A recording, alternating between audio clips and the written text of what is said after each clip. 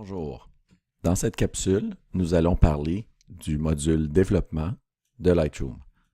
Avant de débuter, peut-être quelques petits trucs au niveau de l'organisation ou comment est-ce qu'on peut plus personnaliser le logiciel selon nos préférences. Si on fait un right-click sur un onglet comme ici, Basic, alors partout où il y a un crochet, la fenêtre va apparaître. Donc, si pour une raison quelconque, je sais que je n'utilise pas calibration, donc je peux juste décocher calibration et l'onglet va disparaître. Donc, à un certain moment donné, si c'est quelque chose qui peut être intéressant pour vous, vous faites simplement un right-click sur l'onglet. Une autre chose, c'est le mode solo, qui est un mode qui est intéressant. Qu'est-ce qui va permettre, quand il est actif, c'est d'avoir seulement une fenêtre d'ouvert à la fois.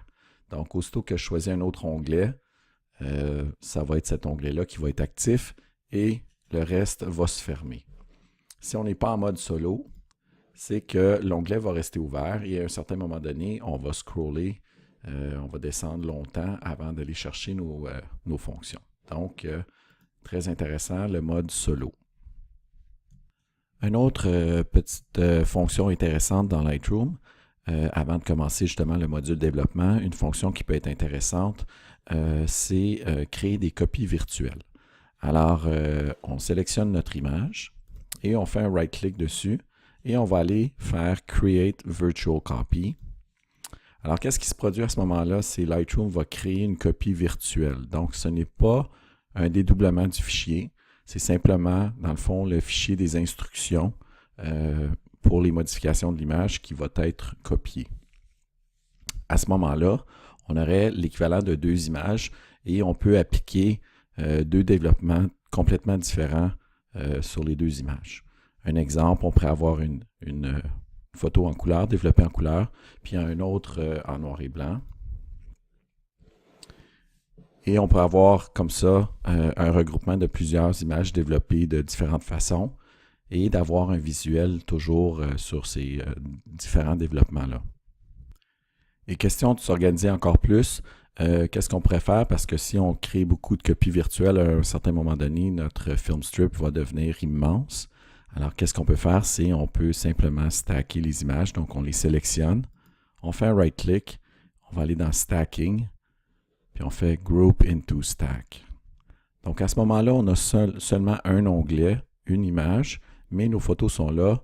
Et vous avez remarqué, il y a un petit 2 qui est apparu pour dire qu'il y a deux images il y a deux fichiers de cette image-là. Alors, pour le réouvrir, on pourrait juste double-cliquer sur le stack. Et puis à ce moment-là, on peut ouvrir et fermer le stack. OK, alors, excellent, débutons avec ça. Je vais juste enlever la copie virtuelle. Parfait. OK, la première chose à vérifier dans le module de développement, avant de débuter à faire quoi que ce soit, c'est d'aller dans Calibration. Et puis, s'assurer qu'on a la version la plus récente. Tout ce que c'est dans le fond, c'est les différents algorithmes qui nous donnent les différentes fenêtres pour le développement. Alors, vous savez, plus on a la version la plus récente, plus l'algorithme est performant et plus à jour. C'est sûr que des fois, il y a certaines personnes qui vont préférer des anciennes versions. Alors à ce moment-là, ils demeurent quand même là, ils sont disponibles, mais idéalement, on voudrait toujours travailler avec la version la plus récente. Alors, si on commence le développement, la première chose, bien sûr, on a une représentation graphique de notre image. Donc, on a notre histogramme qui est disponible ici en haut. On a différentes fonctions qu'on va voir un petit peu plus tard. Et on a bien sûr le module Basic à l'intérieur de développement, qui est le module qu'on va utiliser le plus, disons, pour le départ, la première étape de développement. Alors, le traitement. Alors, est-ce qu'on veut une photo couleur ou noir et blanc? Alors, on peut faire cette modification-là ici. Par la suite, on a profil. Profil qui correspond à le profil que je veux appliquer à cette image-là à l'intérieur de Lightroom. Si on avait fait un profil de caméra avec le Color Checker Passport que vous avez acheté, à ce moment-là, le profil apparaîtrait ici dans une liste et on pourrait l'utiliser pour cette caméra-là. Par la suite, la première étape, c'est bien sûr la balance des blancs, donc le white balance. Et on va avoir des pré-réglages qui sont disponibles. Alors, on peut simplement modifier et vérifier l'effet que ça donne sur notre image. Alors, moi, je vais simplement utiliser l'information qui a été enregistrée lors de la prise de la photo. Et moi, j'aime beaucoup utiliser aussi les sliders pour aller peut-être raffiner un petit peu la balance des blancs. Alors, je peux aller ajuster la balance des blancs, juste regarder visuellement, et puis j'arrête quand ça me convient. Alors, il y a cette façon-là de fonctionner où je pourrais prendre aussi la pipette. La pipette, la seule chose, c'est qu'il faut trouver une zone neutre. Ici, ça donne bien, là, on a un mur de ciment gris, donc à ce moment-là, on peut juste cliquer dans le gris, puis ça va nous donner une balance des blancs qui est techniquement, mathématiquement idéale. Cette balance des blancs-là, si elle est idéale mathématiquement, ça ne correspond pas nécessairement à notre choix, à nous.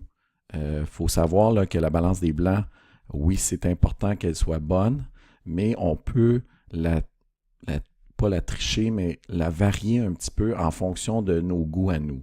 Comme moi, je trouve que c'est peut-être un petit peu froid encore, donc je vais aller la réchauffer un petit peu. Donc, je vais juste y en donner un petit peu plus. Alors, si vous remarquez les deux axes pour le contrôle de la balance des blancs, alors on a bleu et jaune. Et dans la teinte, on a vert et magenta, qui sont bien sûr des couleurs complémentaires. Donc, à ce moment-là, ici, c'est correct, mais plus quand on va avoir des gens, des personnes en photo, à ce moment-là, on va peut-être vouloir venir varier un petit peu la teinte dans le magenta et dans le vert. Alors, une autre façon de faire une bonne balance des blancs, on va changer d'image, on va s'en aller ici. On va choisir une image dans laquelle on a justement placé une carte grise. Alors, on voit très bien là, que la balance des blancs n'est pas bonne. Alors, à ce moment-là, je peux prendre ma pipette et aller cliquer dans n'importe quelle zone grise, blanche ou noire, là, des zones qui sont neutres. Et à ce moment-là, en cliquant, je vais obtenir automatiquement, encore une fois, la balance des blancs qui est techniquement parfaite. Moi, je trouve un petit peu froid encore. J'ai réchauffé ça ici. Juste une petite affaire. Ça fonctionne. OK, alors maintenant, on passe, après le White Balance, on passe au module Tone, qui est à l'intérieur de Basic. Et ce module-là, pour bien procéder, on va commencer à l'envers. Donc, on commence par le bas et on monte les ajustements par en haut. Alors, le premier ajustement, c'est Blacks. Alors, White puis Blacks, c'est justement le point où on va aller ajuster le point blanc et le point noir de notre image. Okay? On va définir c'est quoi la limite du blanc et la limite du noir, ce qui va être imprimé et ce qui ne sera pas imprimé. Okay? Alors, pour faire cet ajustement-là, on va appuyer sur la touche Alt et on va appuyer sur notre souris et on va déplacer le curseur.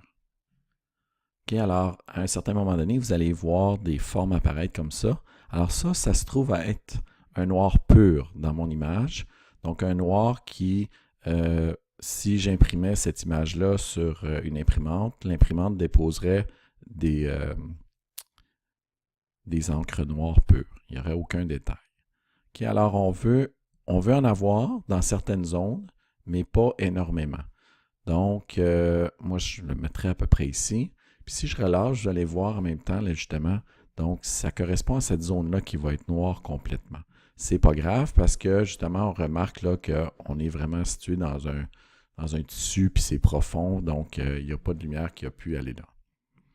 Donc, on fait la même chose pour le blanc. Puis là, on va remarquer qu'on va avoir peut-être un petit peu plus de problèmes parce que on avait une zone qui était très blanche au niveau ici et peut-être au niveau de l'exposition, on n'avait peut-être pas la bonne exposition, donc on a une zone qui est très blanche. Donc, je vais simplement changer d'image et maintenant, on va pouvoir aller faire les ajustements au niveau des blancs. Vous voyez, OK? Donc, à ce moment-là,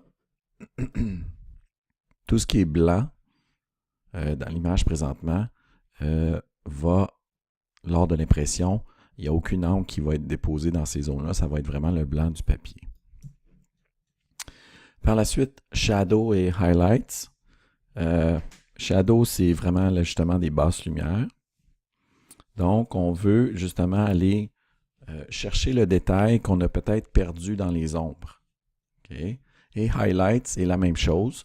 Donc, les détails qu'on a perdus dans les hautes lumières. Alors, commençons avec Shadow. Si j'appuie sur Alt, puis je déplace mon slider, vous allez voir, on a encore les mêmes zones qu'on avait tantôt dans Blacks. Donc, je pourrais aller presque les éliminer. Okay? Mais à ce moment-là, on n'en a pas beaucoup ici. Donc, on veut peut-être laisser ça comme ça. On n'a pas besoin vraiment d'aller chercher plus de détails que ça dans ces ombres-là. Il n'y a pas beaucoup d'ombres.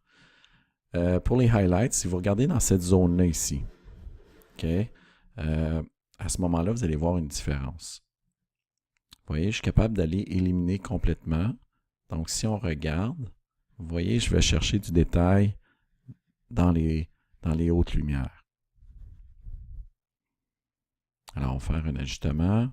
C'est comme ça, ça va bien. OK, parfait. Alors, maintenant qu'on a fait ça, on pourrait, par la suite, là, utiliser exposure et contraste. Donc, le contraste, le contrôle de l'exposition et le contrôle du contraste. Donc, ici, on pourrait aller décider si on veut éclaircir ou assombrir. Donc, réajuster l'exposition comme il faut. Lorsqu'on fait ces modifications-là, on peut justement se référer à notre histogramme pour s'assurer qu'il n'y a pas de clipping qui se produit. Pour voir le clipping, on clique sur les petits triangles. Donc, on voit ici une zone bleue. Ça correspond aux basses lumières. Donc, on sait que cette zone bleue-là, lors de l'impression sur papier, ça va être du noir pur. Puis, les zones rouges vont être, dans le fond, juste le papier. Il n'y aura aucune encre qui va être déposée sur ces pixels-là. Alors, c'est comme ça qu'on peut justement aller ajuster, vous voyez, contrôler notre exposition pour s'assurer qu'on est bien. Puis je pense qu'on était quand même assez bien.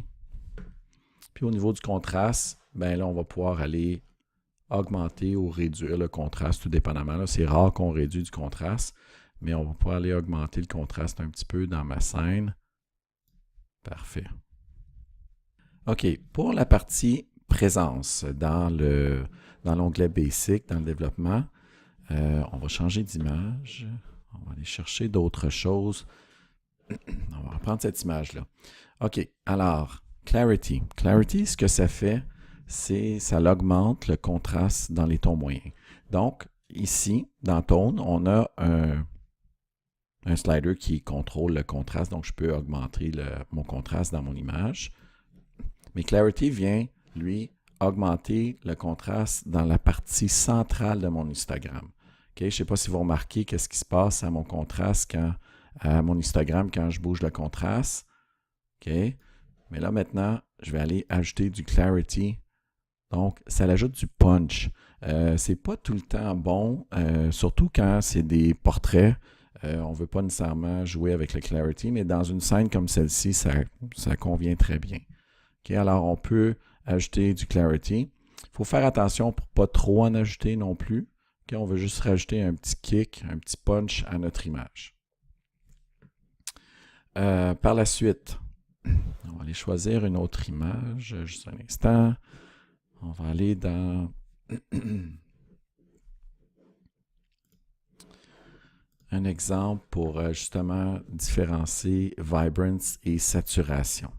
La différence entre les deux, ce sont deux contrôles de saturation.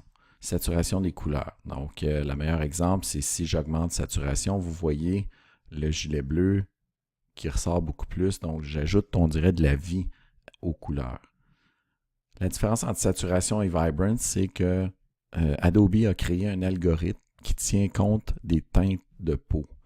Alors, lorsqu'on va vouloir ajouter de la saturation, et c'est des portraits, c'est des gens qui sont dans les images, donc on va ajouter du vibrance à la place. c'est que ça va ajouter de la saturation, mais ça va éviter les teintes de peau. Donc, si vous remarquez, là, ça prend beaucoup de temps avant que sa peau soit vraiment modifiée par le contrôle de Vibrance. Tandis que si je prends saturation, aussitôt que je pousse un petit peu trop, là, on voit définitivement que la teinte de peau, là, c'est plus acceptable. OK, la dernière fonction dans ce panneau présence, c'est Dehaze. On va changer d'image. OK, alors, quand on a une image, exemple, une image comme celle-ci, ou une image où il y a de la brume, des choses comme ça, on a une réduction de contraste automatiquement à cause des conditions atmosphériques. Alors, avec la fonction Dehaze, on va pouvoir justement aller retourner chercher ce contraste-là qu'on a perdu, mais juste dans les zones qui affectent, où la brume affecte notre image, ou la condition atmosphérique affecte notre image. Donc, on va pouvoir utiliser Dehaze pour faire ces ajustements-là.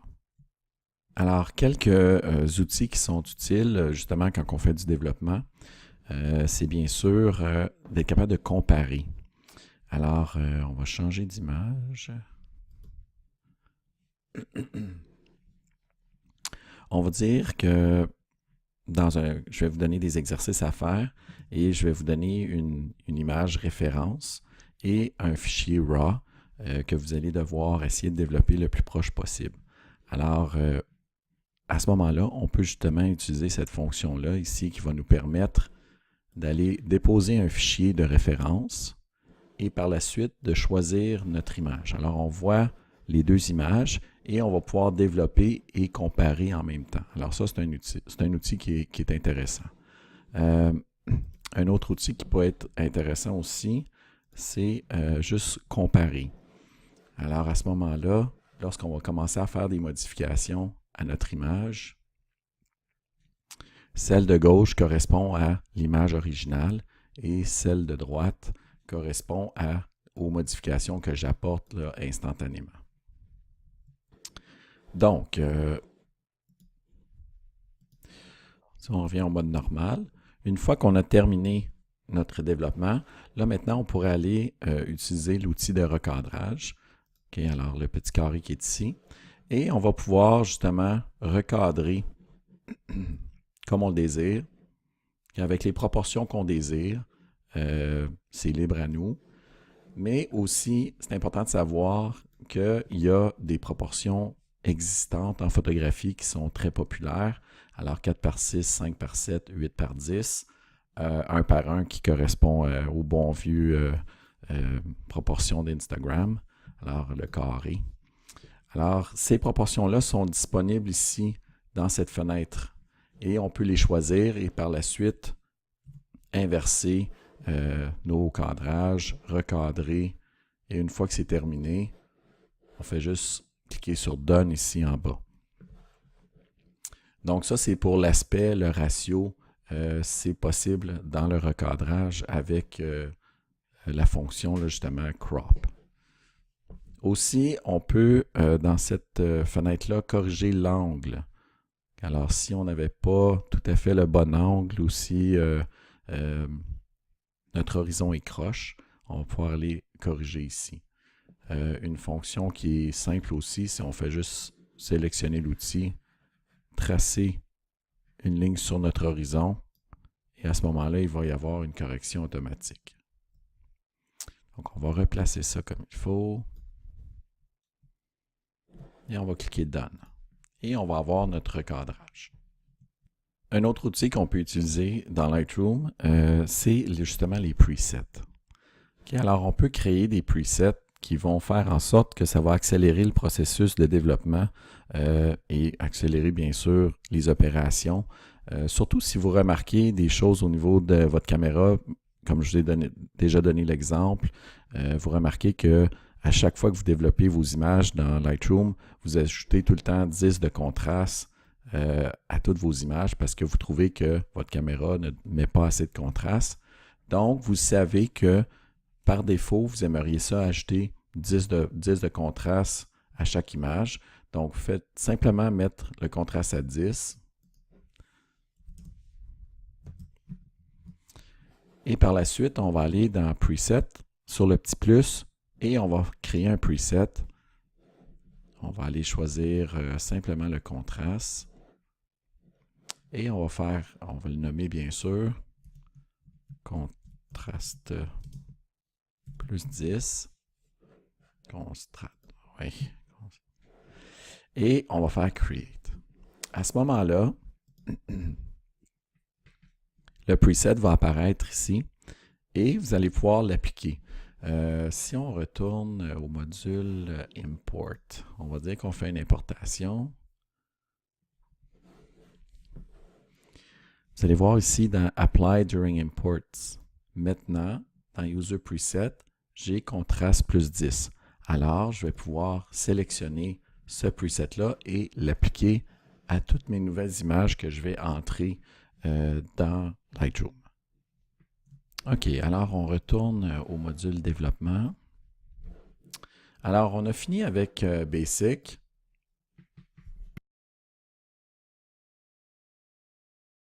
On va maintenant aller dans HSL, okay, qui veut dire Hue, Saturation et Luminance. Alors, c'est ici qu'on va justement pouvoir modifier la teinte, la saturation et la luminance, donc la densité, disons, de notre image, dans des couleurs spécifiques. OK, alors, il n'y a pas tellement de rouge dans cette image-là. Si je prends le bleu, vous voyez, je vais pouvoir changer la teinte de mon ciel à quelque chose qui est plus approprié, ou si vous trouvez que c'est pas beau, ben vous allez pouvoir le modifier. Okay? Au niveau de la saturation, la même chose. Je pourrais aller saturer juste le bleu dans l'image. Okay? Un outil qui est intéressant, c'est comme un outil de sélection. On fait juste cliquer dessus et on va aller dans une couleur spécifique et on va pouvoir augmenter ou réduire la saturation dans cette couleur spécifique-là que je choisis avec comme ma pipette. On va ramener ça à 0. Pour ramener à 0, on double-clique sur le petit slider et ça revient à 0 automatiquement. Alors maintenant, Luminance, on va pouvoir aller, justement, comme je vous disais, là, varier la densité de ce bleu-là. Okay? Alors, c'est des ajustements qui sont disons, plus pour faire un peaufinement à notre image. Ce n'est pas quelque chose qu'on va tout le temps se diriger vers ça automatiquement. C'est juste dans certaines situations, des fois quand on veut créer quelque chose de très artistique, on va pouvoir justement changer les choses ici. OK, maintenant, un outil qui est utile aussi dans Lightroom, c'est History. Alors ici, on retrouve toutes les modifications que j'ai faites à cette image-là depuis que je l'ai ouverte tantôt. Donc, si je me déplace, vous voyez, au niveau de mon preview ici, si je me déplace sur chacune de ces étapes-là que j'ai fait, je vais voir les modifications. Donc, à un certain moment donné, si on n'aime pas quelque chose, on peut retourner en arrière. Donc, on va dire à cette étape-ci. Et puis là, notre image va revenir là. Et puis, je vais pouvoir aller faire changer les ajustements que je n'aimais pas ou peu importe, repartir à partir de ce point-là. Alors ça, c'est History. Il y a aussi Snapshot.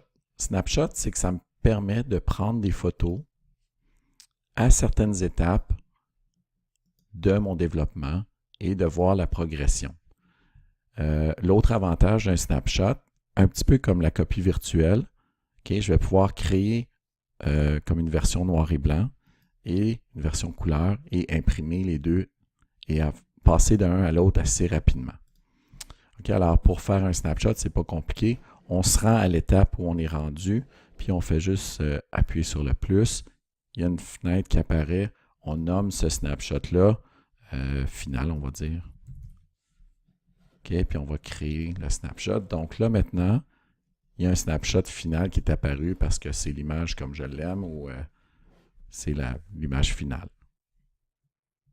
OK, alors maintenant, on va se diriger vers l'onglet Detail qui va justement me permettre d'ajuster le sharpen ou le détail dans mon image.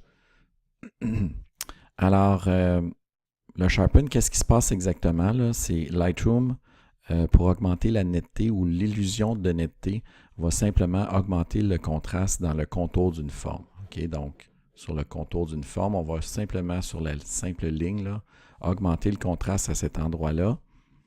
Et en augmentant ce contraste-là, dans le contour, on va automatiquement donner l'illusion d'une netteté qui est accrue. Okay? Alors, c'est ça qu'on fait quand on ajoute du Sharpen dans notre image. Alors, on a plusieurs contrôles. On a Amount, Radius, Detail, Masking. Alors, Amount, c'est bien sûr la quantité de netteté qu'on va ajouter dans les contours. Okay? Pour faire des ajustements au niveau de la netteté, il faut tout le temps avoir notre image à 100%. Donc, je vais me mettre à 100%. Puis vous allez voir, quand j'augmente la quantité, on voit, on a cette illusion-là de netteté qui apparaît, qui est mise en, disons, qui est augmentée. Il faut faire attention avec le Sharpen, là, parce qu'à un certain moment donné, ça devient irréel. Là. Ça devient vraiment comme, on va réaliser que c'est une image qui est numérique, puis c'est pas nécessairement quelque chose qui est agréable à l'œil. Okay, alors, faire attention pour ne pas trop en mettre du Sharpen non plus. On ne veut pas pousser trop le Sharpen dans notre image. Radius, c'est la grosseur du rayon du contour. Okay? Alors, imaginez-vous un point, une pixel, puis on a un rayon autour de cette pixel-là. C'est tout ce qui va être affecté dans ce rayon-là. Donc, on va l'augmenter ou le réduire. Okay? Le détail, c'est ce qui détermine la proportion du contour, okay, qui va être affecté par mon contrôle d'amount ici. Peut-être des petits trucs là, pour le radius. Là. On va se tenir, vous voyez présentement, on est à 1.1. Donc, n'importe quoi en bas de 1, okay, si c'est une image qui est à basse résolution ou web, on veut rester en bas de 1. Si on avait une photo qui est légèrement hors foyer, parce qu'on ne pourra pas corriger le foyer avec Sharpen, on va pouvoir essayer d'atténuer un petit peu l'effet du hors foyer. À ce moment-là, on voudrait augmenter entre 1 et 1.5. Okay, on veut jouer dans ce rayon-là là, pour des photos peut-être qui ont besoin de un petit peu plus de netteté parce que la photo est hors foyer. Puis au-dessus de 1.5, là, c'est vraiment parce que la netteté nécessite une attention particulière. Il ne faut pas trop en ajouter, puis il ne faut pas trop se diriger là, plus que 1.5. Alors, on va ajouter la netteté là-dessus. On va regarder ça.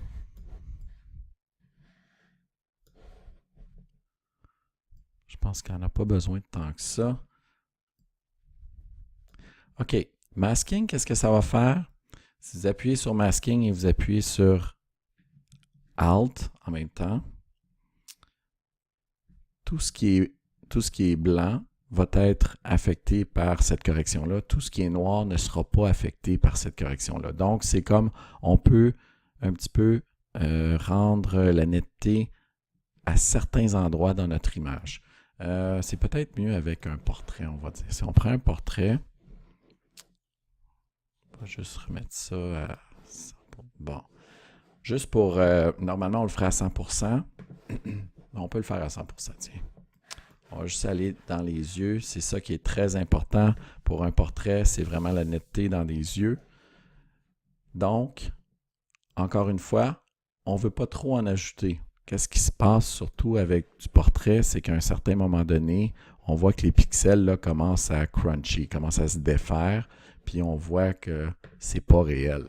Donc, on ne veut pas trop ajouter de netteté dans une image, surtout un portrait. OK, alors, en plus, avec masking, c'est qu'on va pouvoir aller délimiter certains endroits seulement. Donc, vous voyez là, ici, présentement, je suis en train de dire à Lightroom, avec masking, d'aller ajouter seulement de la netteté dans les yeux. C'est ça qui est important là, avec un portrait, c'est les yeux. Alors, on voit ici là, que la peau ne sera pas affectée du tout parce qu'elle est noire. Puis tout ce qui est en blanc, les cheveux, les yeux, vont être affectés par mon Sharpen. Donc là, à ce moment-là, je peux aller en ajouter un petit peu plus. Mais on voit que la peau n'est pas affectée. Alors, c'est ça pour le Sharpen. OK, à l'intérieur de justement Detail, le Sharpen, on a aussi Noise Reduction. OK, alors on va aller chercher un autre fichier qui est plus approprié. On peut essayer celui-là ici.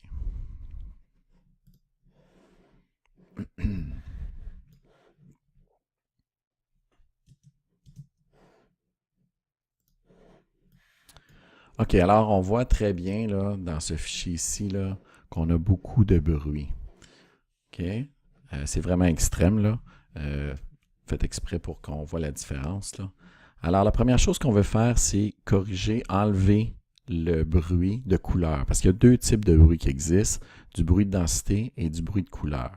OK, alors Luminance, c'est la correction pour le bruit de densité et Color, c'est la correction pour le bruit de couleur.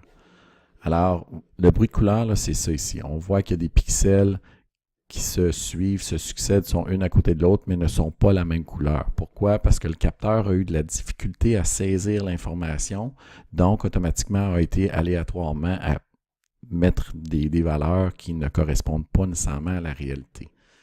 Alors, pour éliminer ça, on va premièrement enlever le bruit de couleur. Aussitôt que le bruit de couleur disparaît, on arrête. Okay? On ne veut pas aller trop loin sur le slider. Donc, aussitôt que je vois qu'il n'y a plus de bruit de couleur, j'arrête. Par la suite, je vais prendre Luminance. Puis là, je vais aller éliminer le bruit de densité. Okay? Alors, c'est le bruit, là, c'est l'effet un petit peu comme dans le temps avec les films là, de grains qu'on avait dans notre image. Okay? Alors, je peux aller atténuer ça ici. Il faut faire attention, parce que si on atténue trop, on va venir adoucir trop notre image. Okay? Mais on va pouvoir quand même faire une correction ici avec Detail.